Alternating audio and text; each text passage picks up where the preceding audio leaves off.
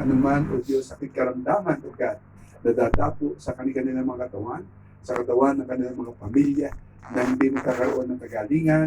And even declare, O God, Panginoon, every time, O God, ng kanyang pong pamilya ay duduhog, O God, o dudulog sa hapagkainan, laging merong pagsasaluhan.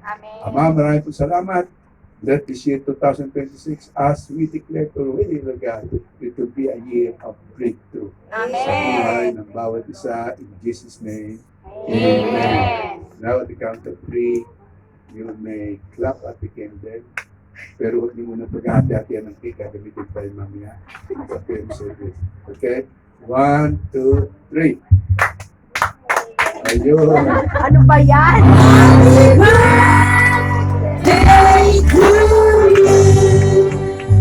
Marian, kuhanin mo. Amen. So, announcement po sa February 18, second day ng Chinese New Year is our EGR. So, EGR, ibig sabihin, para lang po sa mga bago, yung mga hindi pa nag-attend ng EGR nung nakaraan. So, kung gusto ninyo, yung mga dati, gusto ninyo mara-EGR, maghintay kayo, meron tayo this year, pero sa cover. So, bigyan natin ng pagkakataon yung mga kapatid natin na mga bago. So, yung mga bago natin, i-approach ninyo